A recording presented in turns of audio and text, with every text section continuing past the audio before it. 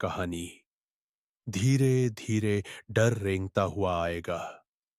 अचानक नहीं। पीपल के नीचे कोई खड़ा है।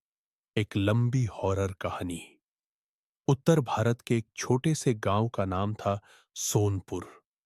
दिन में यह गांव बिल्कुल साधारण लगता था। कच्चे घर, खेतों में काम करते लोग, मंदिर की घंटियां और बच्चों की हंसी। लेकिन रात होते ही सोनपुर कोई और ही जगह बन जाता था। गांव के बाहर एक पुराना कच्चा रास्ता था जो सीधे जंगल में घुस जाता था। उसी रास्ते के मोड़ पर खड़ा था एक बहुत पुराना पीपल का पेड़। लोग कहते थे, सूरज ढलने के बाद उस पीपल के पास मत जाना, क्योंकि वहां कोई खड़ा रहता है। अफवाह या सच?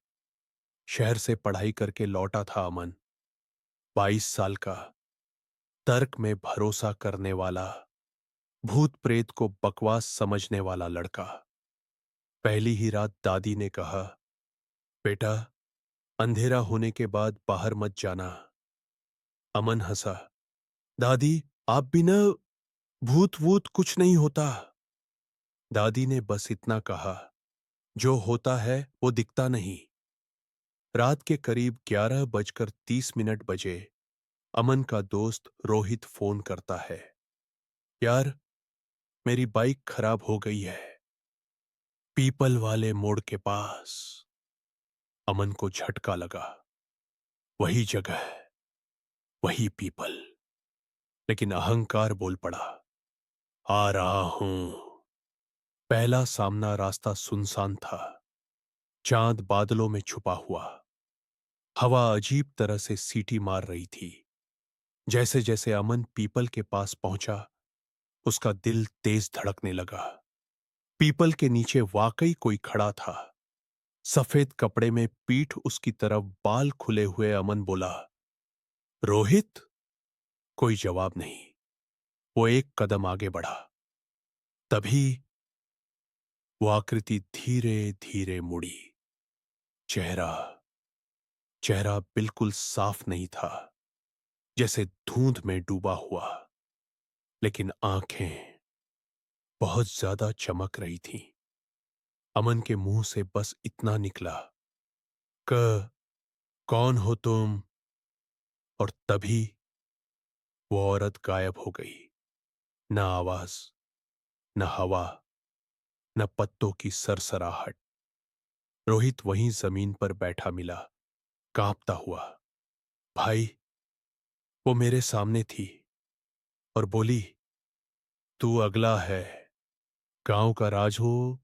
अगले दिन अमन ने गांव के बुजुर्ग हरिहर बाबा से बात की। बाबा ने आंखें बंद की और बोले, तुमने उसे देख लिया। कहानी करीब 20 साल पुरानी थी। गांव की एक लड़की, सरोज, सीधी सादी। लेकिन एक अमीर आदमी की नजर उस पर पड़ गई। एक रात उसे उसी पीपल के पास बुलाया गया। अगली सुबह उसकी लाश मिली, पेड़ से लटकी हुई। गांव ने इसे आत्महत्या कहा, लेकिन सच्चाई किसी ने नहीं बताई। बाबा बोले, उसकी आत्मा अटकी है, हर साल वो किसी को चुनती है। अमन ने पूछा, किसे? बाबा ने अमन की तरफ देखा, जो डरता नहीं। डर का फैलना। अगले कुछ दिनों में गांव में अजीब चीजें होने लगी। रात को पीपल के नीचे रोशनी, औरत की हंसी, किसी का नाम लेकर बुलाना। रोहित बीमार पड़ गया। बुखार में बस एक ही बात बोलता, वो मेरे सिरहाने खड़ी है। तीसरी रात अमन के कमरे में पायल की आवाज आई। छन छन छन। दरवाजा अपने आप खुला और सामने वही औरत। अब चेहरा साफ दिख रहा था। आंखें खाली, चेहरा नीला, गर्दन पर काले निशान। उसने कहा, तू सच जानता है, अब बोलेगा? अंतिम रात अमन ने फैसला किया, आज रात सब खत्म होगा।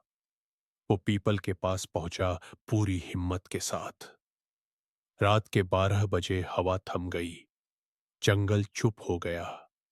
पीपल के नीचे सरोज खड़ी थी। अमन बोला, मैं सच बताऊंगा, तेरा इंसाफ कराऊंगा। सरोज की आंखों से काले आंसू बहने लगे। देर हो चुकी है। पीपल की टहनियां हिलने लगी, जमीन फटने लगी, हवा चीखने लगी। अमन को लगा अब सब खत्म। लेकिन अचानक मंदिर की घंटी बजी।